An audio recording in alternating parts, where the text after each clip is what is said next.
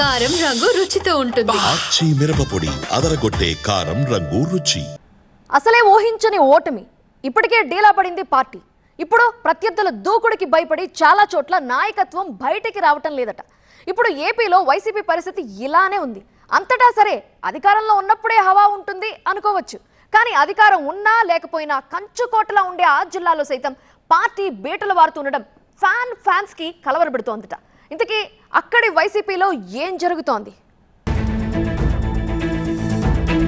కడప జిల్లాలో ముక్కలవుతున్న ఫ్యాన్ రెక్కలు,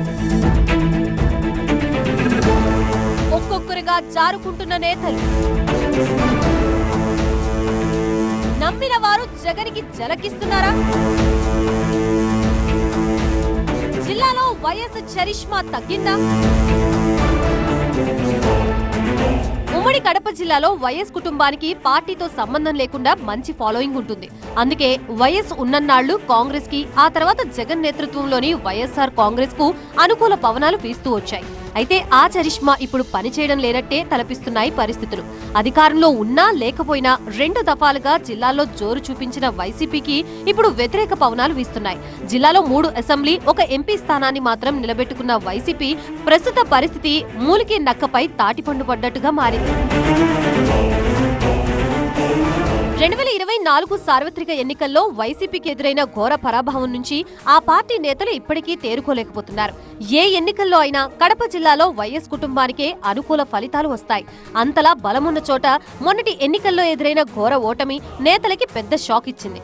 దీంతో నేతలంతా ఒక్కొక్కరుగా పార్టీ నుంచి జారుకుంటున్నారు. పార్టీ అధినేతకి సొంత ఇలాకా వైఎస్ కుటుంబానికి ఎంతో చరిష్మా ఉన్న జిల్లా కావడంతో వైసీపీకి కార్యకర్తలు బలంగానే ఉన్నారు. కానీ వాళ్ల శ్రమతో గెలిచిన ప్రజాప్రతినిధులు మాత్రం తప్పనిసరి పరిస్థితుల్లో కండువా మార్చేస్తున్నారు. పదవుల్ని కాపాడుకునేందుకు, రాబోయే కాలంలో కూటమి సర్కార్ నుంచి ఎదురయ్యే ఇబ్బందులు ఎదుర్కొనేందుకు వాళ్ళు ఈ నిర్ణయం తీసుకున్నట్లుగా తెలుస్తోంది. ఉమ్మడి జిల్లాలోని మున్సిపాలిటీలకు చెందిన వైసీపీ కౌన్సిలర్లు, కార్పొరేటర్లలో కొంతమంది ఇప్పటికే టీడీపీ తీర్థం పుచ్చుకున్నారు. కీలక నేతలుగా రాజ్యమేలిన వారు సైతం అదును చూసి హైకమాండ్కి ఝలకిస్తున్నారు. జిల్లాలో మైనారిటీ వర్గం నేత, శాసనమండలి deputy chairman Zakia Khanam YCP ద్వారా తనకి సంక్రమించిన పదవులకి రాజీనామా చేసి బీజేపీ కండువా కప్పేసుకోవడం రాజకీయంగా చర్చనీయాంశమవుతోంది. రాయచోటి నియోజకవర్గం వైసీపీలో విభేదాల కారణంగానే జకియా ఈ నిర్ణయం తీసుకున్నట్లు తెలుస్తోంది. టీడీపీ, జనసేనలో చేరేందుకు ప్రయత్నాలు చేసినా అవి ఫలించకపోవడంతో ఆమె చివరికి బీజేపీ గడప తొక్కారు. అటు మైదుకూరు మున్సిపల్ చైర్మన్ చంద్ర సైతం పొలిటికల్ గా జకియానే ఫాలో అయ్యారు. తన పదవికి రాజీనామా చేయలేదు గాని వైసీపీకి గుడ్ బై చెప్పేశారు. టీడీపీ లేదా జనసేనలో చేరడానికి రంగం సిద్ధం చేసుకుంటున్నారు. జిల్లా అంతటా వైసీపీలో ఇదే పరిస్థితి కనబడుతోంది. కడప మున్సిపాలిటీలో వైసీపీ తరపున గెలిచిన దాదాపు 8 మంది కౌన్సిలర్లు టీడీపీ కండువా వేసుకోగా, రాజంపేట, ప్రొద్దుటూరు నియోజకవర్గాల్లోనూ పలువురు కౌన్సిలర్లు అదే బాటలో నడుస్తున్నారు. బద్వేలు, మైదుకూరు నియోజకవర్గాల్లోనూ వైసీపీ కౌన్సిలర్లు టీడీపీలో చేరేందుకు సన్నాహాలు చేసుకుంటున్నారు. పదవులు కాపాడుకోవాలన్నా, పనులు జరగాలన్నా అధికార పార్టీలోకి వెళ్లాల్సిందేనన్నది ఆ నాయకులు చెబుతున్న మాట.